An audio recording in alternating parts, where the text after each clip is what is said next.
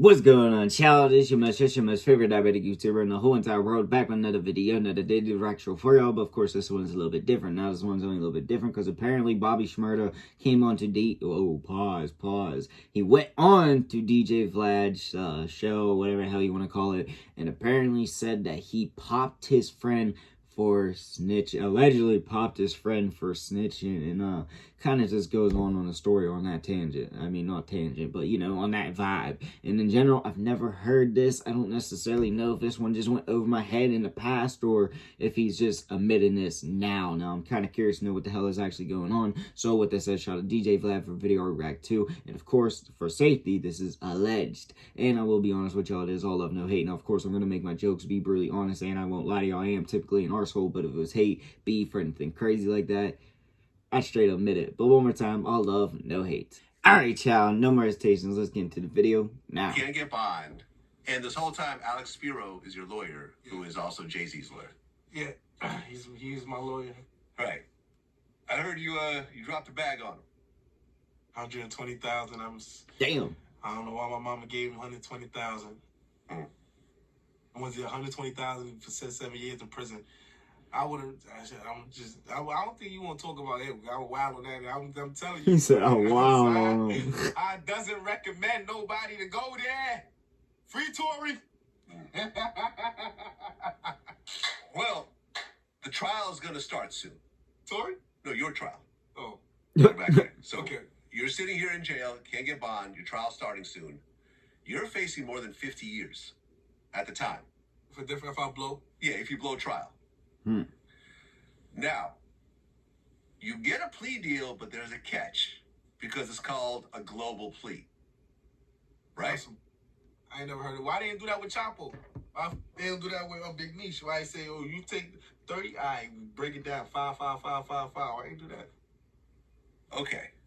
A global plea means that all the co-defendants have to take the offer. And if one person decides not to take the offer, nobody gets an offer. Quano didn't take the offer. Well, no, we'll talk about that in a second. But at the time, everyone had to take offers. He always smiling. He got the energy. Good ass energy. Trial. Yeah. So, you get a 7-year deal. Rowdy Rebel gets a 7-year deal. Montana Flea gets a 7-year deal. Monty, sorry. But when it gets to Quano, and he's offered a 15-year deal, he doesn't want to take it. How freaked out were you at that moment? Because what they were saying is that if Quano doesn't take that deal at that time, you guys don't get deals either. So I had to tell everybody that we was taking the deal because I was telling them motherfuckers, let's go to trial. I was running fiending to go to trial. I looked at all my evidence. I said, I was fiending. Not everybody. I started talking too early. You know, that's the thing with me. I be talking too early. You know what I'm saying? Motherfucker, yo, son. They said, oh yeah? I said, oh yeah? So they come back with Rowdy. They like, yo, they got this and that on Rowdy. This a bunch of some stupid. They like, yo, if he blow, he this and the third. So I'm like, fuck. Stupid motherfucker. All right, cool. So we got to take 7 years. I tell the bros we take the 7 years. Quano like, yo, bro, I need 10. Quano like, I take 10 right now. I ain't think it was no 15.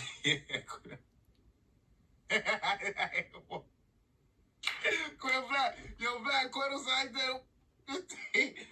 then Quano, they end up letting Quano go to trial. Well, yeah, so your lawyers approach, and at the very end, the judge allows Quano to separate from your deal. Nah, from the beginning.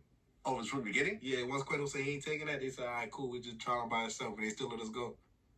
Okay, so you guys got the global plea deal without They just wanted us to take they just wanted me to do time. Right.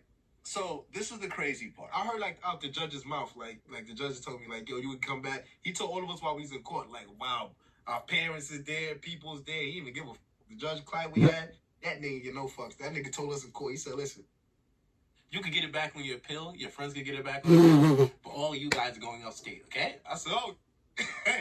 He said, I jumped out my seat. I felt that belt the ass. Yeah. Well, Quano, who had a 15-year plea deal, rejects it, goes to trial, loses, and gets sentenced to 117 years minimum for 23 counts, including attempted murder. No, it wasn't 117. It's 30 to 40. Still, Where did damn. 117 come from? You heard that before. Yeah, there's Google. The internet is unbeatable. Okay. The internet is unbeatable. God damn. Should have took the deal. But he thought he could beat it. When I talked to girls on the Sounds like it was set up against them all to begin with, I got but house on the moon and I got weird. And what the you talking about? And I said, people crazy. Okay. I'm used to it though. I'm used to it. Well, still, 30 to 40 versus 15 is a huge difference. Yeah. 30 to 40. Because Quavo was what, maybe in his 20s at the time? Yeah, I came home, bro. He's working on his appeal too. I gave him like 50,000 for his appeal. Damn. So he working on his shout out to Quavo. I'm saying free Quavo, free the bro. Well, originally you had 8 counts, but you pled guilty to 2 counts. 1 count of weapon possession and a related conspiracy charge. The other 6 counts, including the conspiracy for murder, those were all dropped. Everything was dropped. They was getting dropped regardless. So they just put all those counts to hold me on the bill. So it's like anything what people don't know. A lot of people are speculating outside, right? How he allegedly did that. I know the whole point of his video. The system side, I was 12 years old. And I'm saying I've been all the juveniles in New York. I work in the juveniles right now. And I'm saying with the kids at 17, these is my big bros, little kids right now. You know what I'm saying? At 17, 15. I'm like, damn, when I was shooting up the block, y'all niggas was like this high. These motherfuckers locked up for murders now, little K-Flocks. I'm like, oh, you know what I'm saying? Because they younger than me. You know what I mean? So, but long story short, I've been through the system, and I knew that it was from once I seen the evidence. Right? I knew it was. Oh, yeah. And you said that the only reason you took the deal, because you felt you would have beat it in trial, was to help Rowdy and Monty avoid the trial. No, me and Monty took it to help Rowdy avoid the trial. Rowdy. Oh, okay, got it. Yeah, me and Monty took it. So either Monty and Monty, I told him we had to. I'm like, they gonna fry bro. And this what happened. I tell young kids this what happened when you sign up for a game. You know what I'm saying? And young niggas, I go in there and I talk to them. I say, yo, you could be smart, you could do this, but once one bro do this, now you subject to this or off the bat. You know what I'm saying? Some niggas feel like, oh, I'm not that. No, nigga, this gang, nigga. Once we sign up, nigga, this. I don't know how niggas grow up. When we grew up, when we was on game time, and nigga, if we sign up and you do some, nigga, we on your ass, nigga. We on your ass, nigga. You know what I'm saying? Like, I had to shoot niggas in my gang before. Niggas who was snitching, all type of shit. You know what I'm saying? Like, I had to shoot one of my friends for snitching before as a kid. You know what I'm saying? So I know. You shot your friend for snitching? Yeah, when we was kids. Okay. No. Me, Rowdy, all of our friends when we was kids. He threw everybody up in there. Did you ever get in contact with him again, or? I seen him like 2-3 years ago. Well, how was that conversation like? Just, That's keep his head pushing, keep the head pumping. Bobby Shmurda, nah. If I wasn't Bobby Shmurda, it would have been different. I passed through the hood, see him, niggas still in the hood, you know what I'm saying, shit like that. But nigga ain't, you know what I'm saying, outside with the bros. He on cold, with them shits, cold 33 and shit, they be having up like that. I was a wild boy when I was young, Vlad. 13 members of GS9 pled guilty to 101 charges, including narcotic sales, murder, assault, and weapons possession. Now, 2 of the people actually got some serious time, well, along with your man who we just talked about. Yeah. Those are 3 guys that still inside Araid, Rasha, and Quavo. Right. Blue trial. Rasha, blue trial. Araid, yeah, 98 to life. 98 to life for Rasha. Damn. And 53. Araid. 53 to life. Damn. 53 to life. Me and Araid used to get expelled suspended in first grade together. Well, Deshane Cockett, a.k.a. Mitch, had one of the most famous lines in your song. Mitch caught a body about a week ago. And he actually got charged with murder.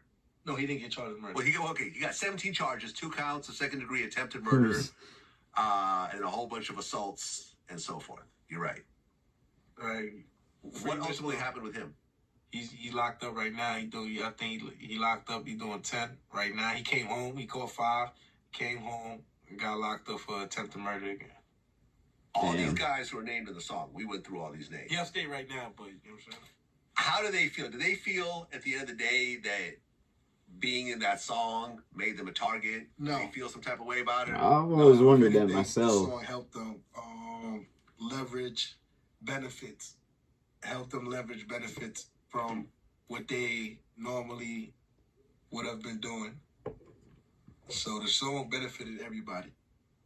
Especially it benefited people because where we come from ain't nothing going on but drug dealing and murder and shooting. You know what I'm saying? So, and it's so sad because, you know, when you get out the hood and where I be in these new areas and people see how excited and happy I was, and I always been like this sisterhood, but it's how I was immune to it. Like, I could see, nigga, I told you, we used to walk over murder smiling. We used to walk over by dead body smiling, laughing, like, oh, that nigga's wild, that nigga. Damn.